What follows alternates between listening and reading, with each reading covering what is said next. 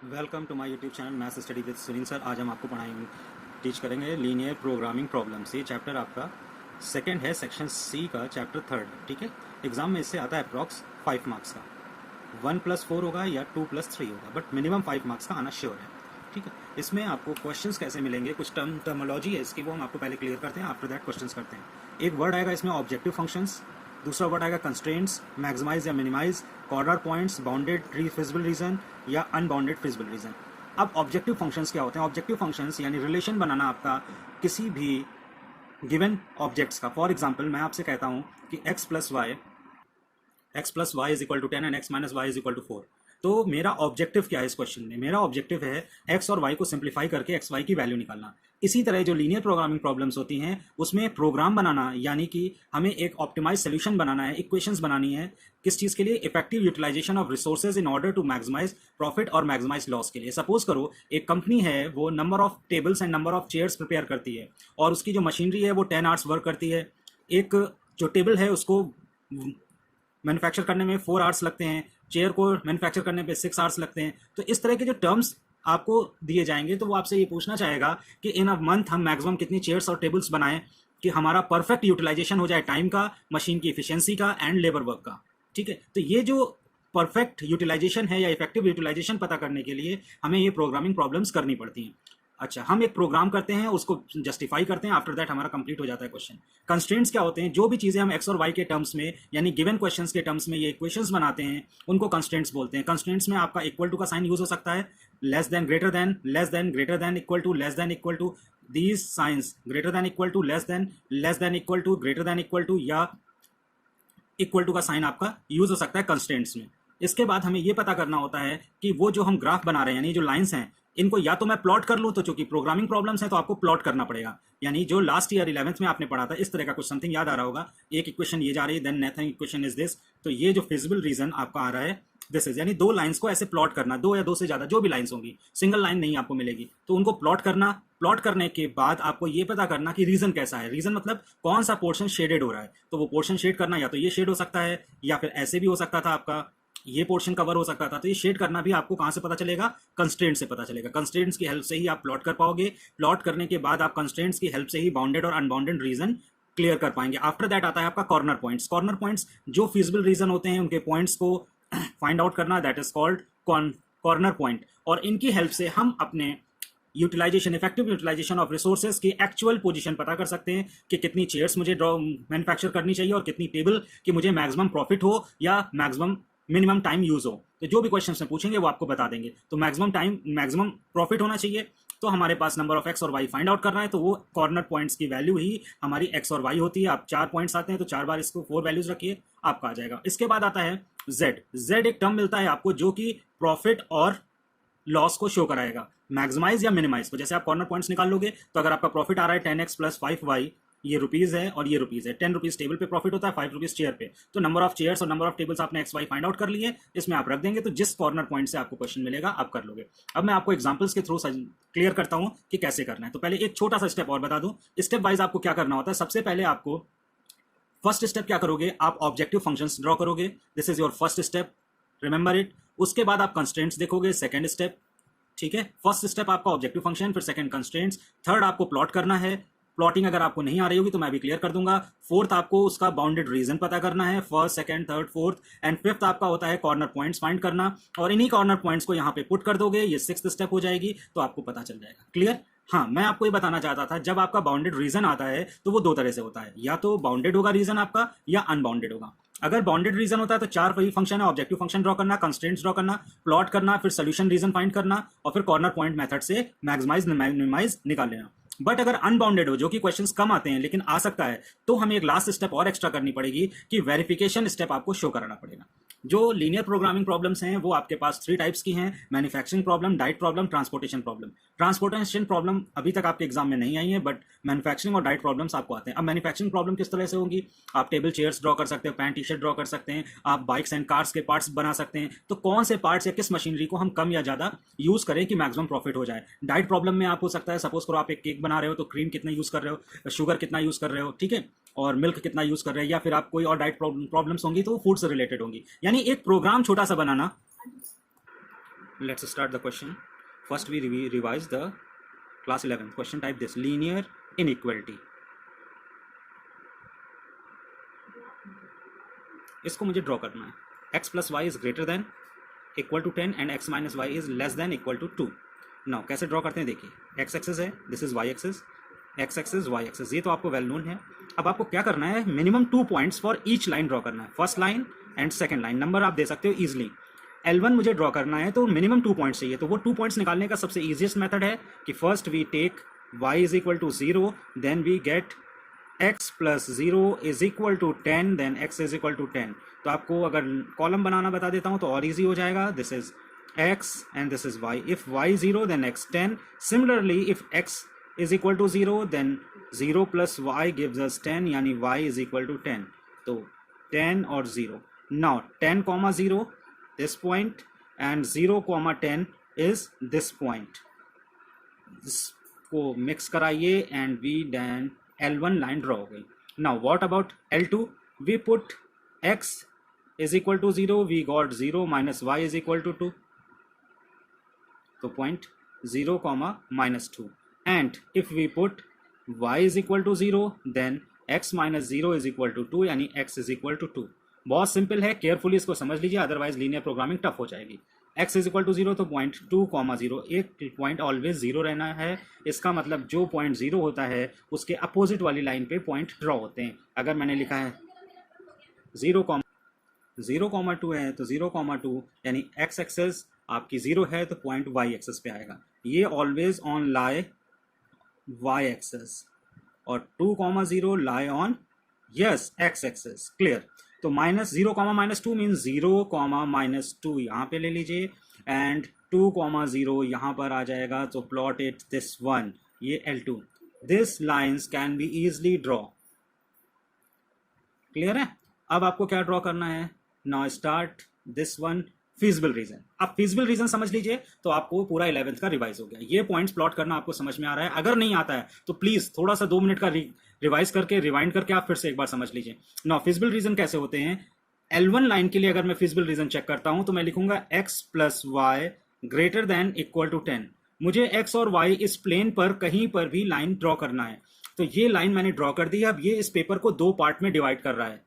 Bore मत होइएगा, class 11th के basis से बता रहा हूं जिससे 12th बहुत अच्छे से रन हो जाए. Now this region and this region 2 part होगा इसके. तो किस पार्ट में मेरा ये फिजिबल रीजन होगा, यानी कि रीजन जो ये कंस्ट्रेंट दिया है किस रीजन में कवर करना चाहते हैं. तो आप क्या करोगे, इधर का कोई पॉइंट आप ले लो जो आपको मालूम हो, या इधर का कोई पॉइंट ले लो. तो मैक्सिमम केसेस में हम लोग वेल नोन पॉइंट लेते हैं जो हमें 100% मालूम होता है, वो 0 0 मालूम है. तो मैं इसमें 0 0 रख देता हूं. तो 0 plus 0 is greater than 10. It means 0 is always greater then 10. ये एक ट्रू स्टेटमेंट हो गया. TRUE true. यानी अगर मैं इस तरफ कोई पॉइंट लेता हूं तो वो मुझे कहेगा यस यू आर ट्रू. तो ट्रू हूं यानी मैं सही हूं. तो मेरा ये पॉइंट का रीजन जो आएगा वो ये आएगा. मेरी लाइन क्या थी, मेरी लाइन दिस वन थी. तो आप इसको फिजिबल रीजन दिस साइड, ये देखिए दिस साइड एरो पे बना दीजिए. Now what about L2. L2 जो है ये लाइन है, ये 2 फिजिबल रीजन बना रहे हैं, this side and this side. ये इस साइड पे फिजिबल रीजन हुआ या फिर इस साइड पे फिजिबल रीजन हो रहा है. ठीक है. तो इसके लिए मैं लिखता हूं x minus y less than equal to 2. अब जब मैं ये पॉइंट रखता हूं तो इसके इस साइड पे कोई पॉइंट ले लूं या इस साइड, तो यहां पे मुझे 0 0 ओरिजिन मिल रहा है. This is origin. तो मैं ओरिजिन फिर ले लूंगा, नहीं तो मैं कोई भी पॉइंट ले सकता था. तो 0 माइनस 0 दिस वन ट्रू. तो ये भी स्टेटमेंट क्या आ रहा है, ट्रू. ठीक है. ट्रू होने की वजह से इसका जो फिजिबल रीजन आ रहा है ये अपवर्ड जा रहा है दिस साइड. तो ये मैक्सिमम लाइन कहां पे कट कर रही है, डबल शेडेड कहां पे आ रहा है. This is your required feasible reason and these are your corner points. Now the question will be completed. This is the corner points. feasible reason आपको क्लियर हो गया. अब मैं आपको एक रफली बताता हूँ feasible reason और कि कैसे आप करते हैं. अगर आपने रॉन्ग पॉइंट ले लिया होता तब आप क्या करते, तो क्लियर इट. सपोज करिए मैं L1 की ही बात करता हूँ, L2 की बात कर लेता हूँ. ठीक है. x minus y is less than 2 है. मैंने ये पॉइंट न लेकर के आप मुझे बता सकते हो कि ये पॉइंट 10 है ना, तो यहाँ पे भी कहीं 10 आ रहा होगा. हो सकता है इसके नीचे यहाँ -2 था, -3 था, -4, यहाँ -10 होगा. तो ये पॉइंट के कोऑर्डिनेट लेट सपोज -10, -10 है. ये पॉइंट मुझे 100% श्योर है कि -10, -10 है बिकॉज ये लाइन के इस साइड में है. तो मैं ये वैल्यू यहाँ पुट कर देता हूँ. तो -10 माइनस ब्रैकेट में -10 0 -10 +10 2 0 क्या ये स्टेटमेंट ट्रू है? आप लोग बताइए मुझे। 0 is less than 2, no, this is false. तो जब आपका स्टेटमेंट फॉल्स आ जाएगा, इसका मतलब है आपको इस साइड पे पॉइंट नहीं आना है, ये आपका फिजिबल रीजन नहीं है, ये डाउन साइड पे आपका फिजिबल रीजन नहीं हो रहा है, तो इसके अपोजिट आएगा। जब कभी फॉल्स होता है तो फॉल्स होने पे आप हमेशा अपोजिट रीजन लेते हैं। True then same side of point, ये फर्स्ट हुआ। और सेकंड हुआ आपका, अगर फॉल्स है then opposite side of point. Clear है? चलिए अब फटाफट एक क्वेश्चन सॉल्व कर लेते हैं और आपका सारा टाइम मैंने यूटिलाइज करा दिया है। बहुत अच्छे से समझिएगा। योर फर्स्ट क्वेश्चन 3.1 एक्सरसाइज का है। Two tailors A and B earn 300 and 400 per day respectively. Very good. A can stitch 6 shirts and 4 pairs of trousers, while B can stitch 10 shirts and 4 pair of trousers per day. To find how many days, underline it, to find how many days should each of them work, and if it is desired to produce at least 60 shirts and 32 pairs of trousers at minimum cost labor. Listen it, minimum cost labor. Formulated this an LPP. यानी इस questions को हमें LPP के according solve करना है। Clear? Read it. Solve करने का easy method देखिए, एक टेबल बना लीजिए, आपको इजी हो जाएगा। यहां लिखिए first question A and B, ठीक है। टी शर्ट्स हैं और ट्राउजर्स हैं, तो shirts and pants. A can stitch 6 shirts, तो यहाँ 6 write down, and 4 pairs of trousers, while B, यहाँ पे ट्राउजर्स लिख देंगे, और फिर आपको सेकंड है B can stitch 10 shirts and 4 pair of trousers, same है दोनों लोग, per day. To find how many days should, ये आपको डे फाइंड करना है, ये भी आपका पर डे था और ये भी आपका पर डे है। बस सिंपल आपको क्वेश्चन ऐसा ही लिखना है। इसके बाद आपको कंस्ट्रेंट्स में ये पता करना है कि मैक्सिमम मिनिमा क्या है। To find how many days should each of them work, let both are, let A work for x days and B work for y days. Listen, जो आपसे क्वेश्चन फाइंड आउट करने को कह रहा है उसी को आप एक्स एंड वाई लेंगे। To find how many days should each of them work, तो नंबर ऑफ डेज आपसे वर्क करने को कह रहा है, तो let A number of x days work करते हैं and B work number of y days. तो एक्स डेज में वो 6x शर्ट्स काउंट कर लेंगे और 4x पैंट्स, और ये 10y एंड 4y टोटल आपका हो जाएगा। अब आप ये पर डे कट कर दो। Now if it desire to produce at least 60 shirts, desire कितना है? केवल 60 शर्ट्स का डिजायरमेंट है। याद रखिएगा, एटलीस्ट का मतलब होता है, वो आपको पता है, एटलीस्ट 60 शर्ट्स। तो एटलीस्ट का मतलब होता है मिनिमम, तो आपको कम से कम 60 शर्ट्स तो बनानी ही हैं। तो आप यहाँ पे लिख दीजिए 60, और पैंट्स कितने हैं? 32 पेयर्स ऑफ ट्राउजर्स। अब आपको साइन लगाना है, तो जब कभी भी आपसे एटलीस्ट पूछता है then we use always minimum. देखिए 6x plus 10y, number of shirts कम से कम कितनी होनी चाहिए? 60 होनी चाहिए। दिस वन, यस, कम से कम 60 शर्ट्स जरूर होनी चाहिए। अब मैं क्वेश्चन हटा रहा हूं, 60 शर्ट्स होनी चाहिए। एंड ट्राउजर्स कितने होना चाहिए? यस, ट्राउजर्स आपका है 4x प्लस 4y, एटलीस्ट ये भी है, तो फिर greater than equal to 32। Now two constraints, इनको बोलते हैं कंस्ट्रेंट्स, ठीक है। इतना हो गया। फिर आपसे कह रहा है नंबर ऑफ डेज में ये आपका z आ जाएगा, z means cost labour. 300 per day देना पड़ रहा है ए को, तो ए ने वर्क किया है x डेज, तो 300 into x plus 400 per day they रहे हैं हम आपको वाई को। क्लियर? तो ये आपका कॉस्ट हो गई कि आप इतना पे करोगे। सपोज करो आपने 1 डे वर्क किया तो केवल 700 रुपीज आप पे करोगे। मान लीजिए आप 5 डेज वर्क कराते हैं उन लोगों से तो आपको उतने डेज वर्क करना पड़ेगा, या फिर आप इसको 3 डेज वर्क कराते हो और इसको 2 डेज, तो आपको वर्क देखना पड़ेगा और ये कॉस्ट आपकी मिनिमम होनी चाहिए। तो बस आपको ये कंस्ट्रेंट्स हो गया, ये आपका मैक्सिमाइज मिनिमाइज आ गया, तो ये आपको मिनिमम निकालना था।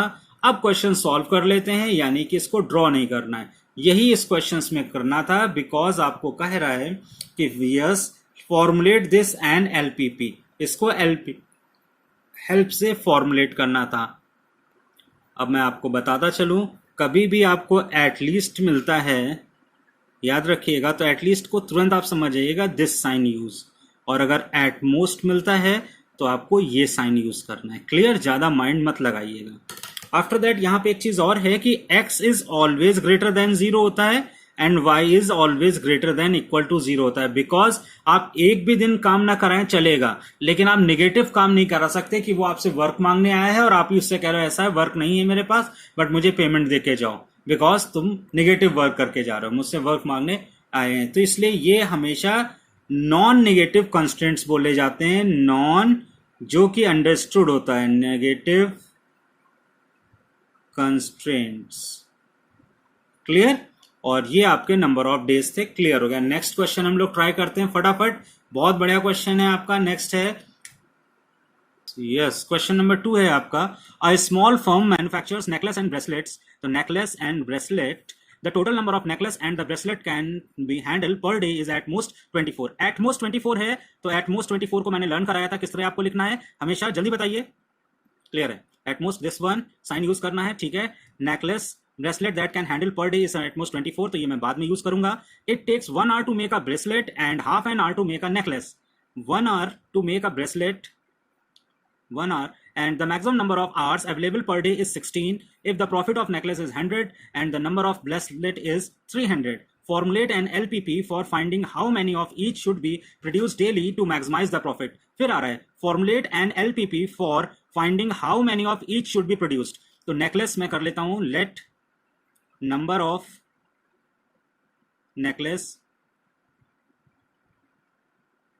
be x and same bracelet be,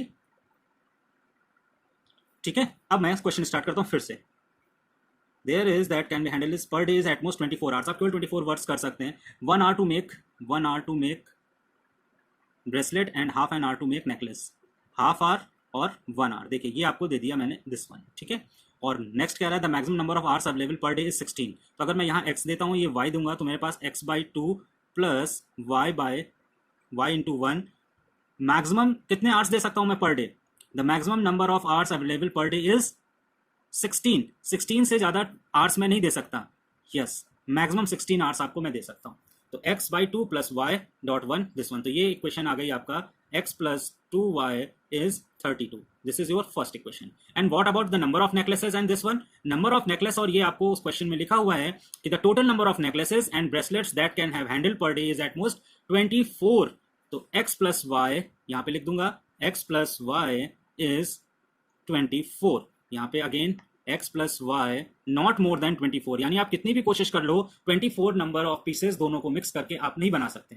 और x इज ग्रेटर देन 0 होगा, y इज ग्रेटर देन 0 होगा। And what about z? z के लिए क्वेश्चन हमको फिर से क्वेश्चन रीड करना पड़ेगा। क्वेश्चन हमारा क्या है, फटाफट रीड कर लो। क्वेश्चन है हमारा पास 100 रुपीज प्रॉफिट मिलता है आपको नेकलेस से और 300 मिलता है ब्रेसलेट से। तो 100x plus 300y, this is your z। तो equation number 1, 2 and 3 and obvious this is 4th one and 5th one.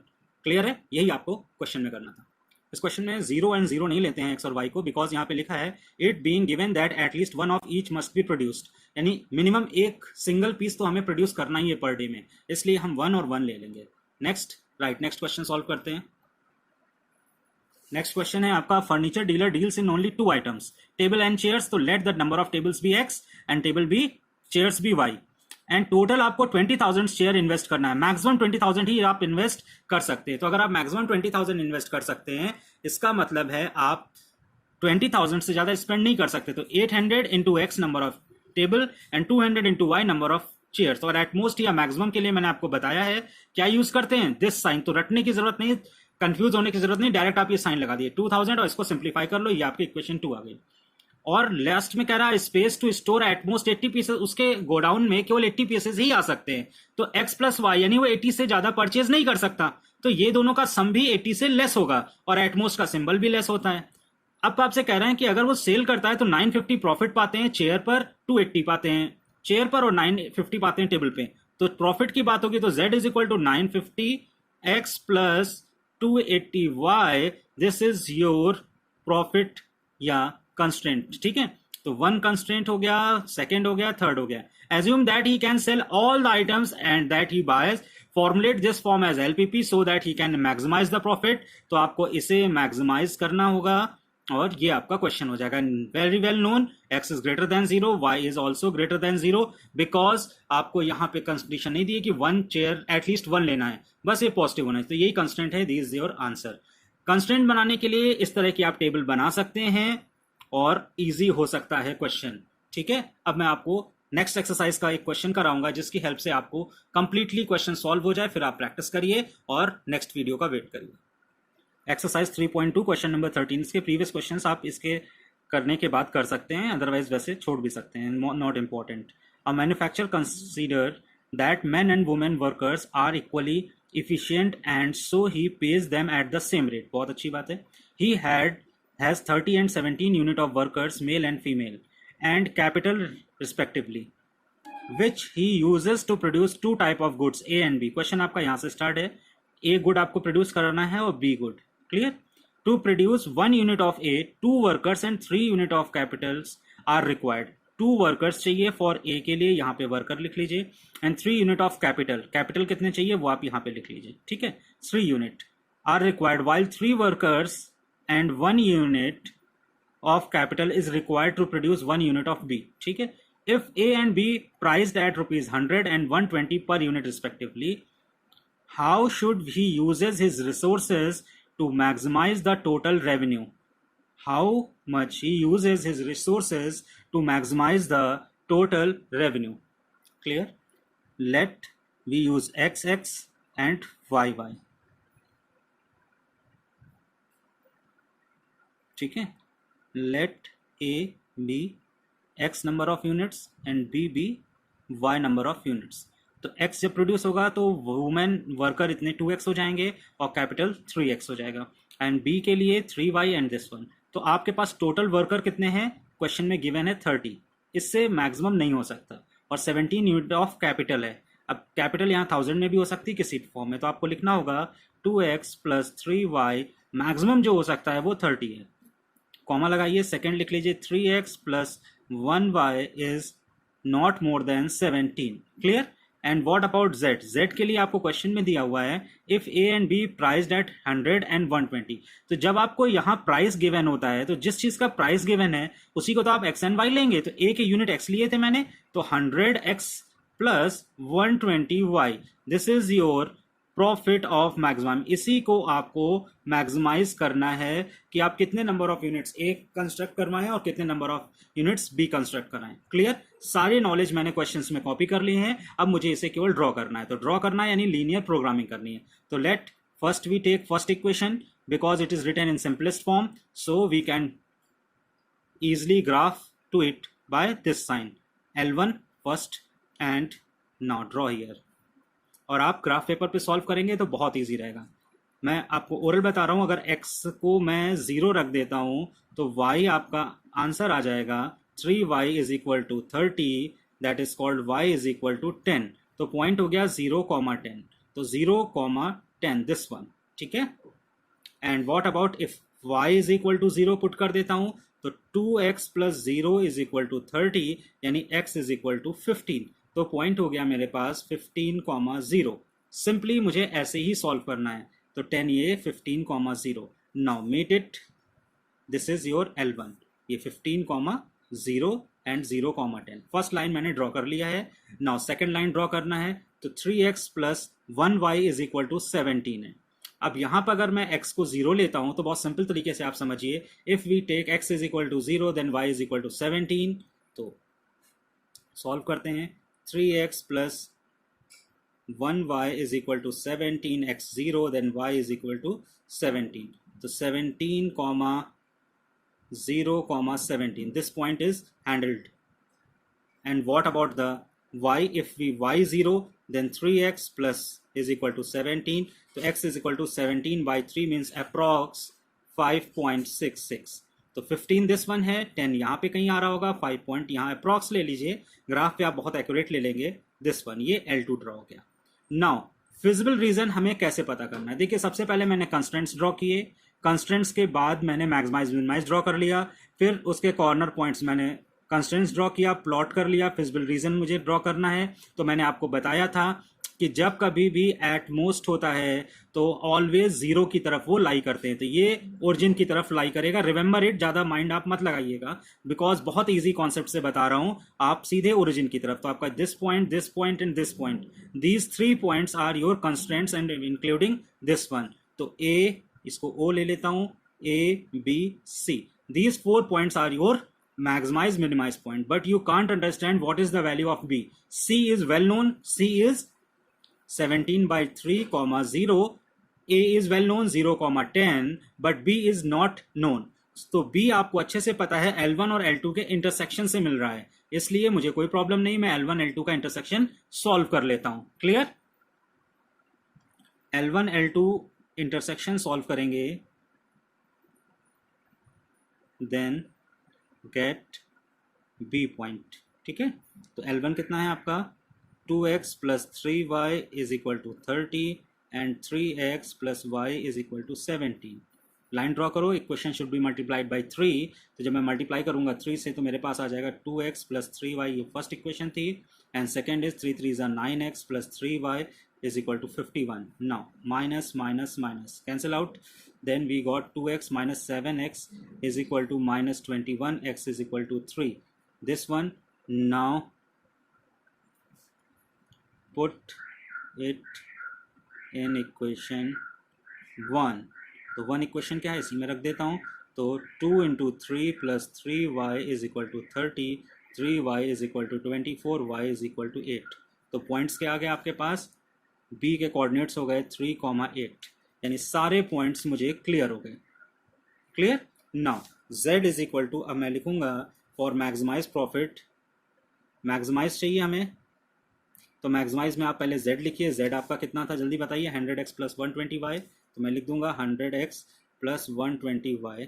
Now यहाँ पे हम लिखेंगे कॉर्नर पॉइंट्स, जो भी आपके कॉर्नर पॉइंट्स आए, तो चेक करिए कॉर्नर पॉइंट्स क्या है आपका, a है 0,10, b आ रहा है 3,8, और c या o ओरिजिन वाला 0,0, एंड c है 17 by 3,0। अब z में आप वैल्यू पुट करिए, तो 100 into 0 plus 120 into 10 is equal to 1200। ठीक है, this one. And what about it 1200? अच्छा students, not this include. And 100 into 3 plus 8 into 120, 960, 300 plus 960 is equal to 1260. And what about 0 0? Then 0 plus 0, जब कोई production नहीं तो 0. And what about this one? तो 100 into 17 by 3 plus 120 into 0, यानी कि 566.66, ये आपको आ रहा है। तो मैक्सिमम प्रॉफिट यहाँ पे मिल रहा है, कब? दिस P पॉइंट पे। तो आप लिखोगे number of, chair and table था ना आपका, number of A and B worker, तो number of A produced is 3 and B produced 8. Clear? And profit is 1260.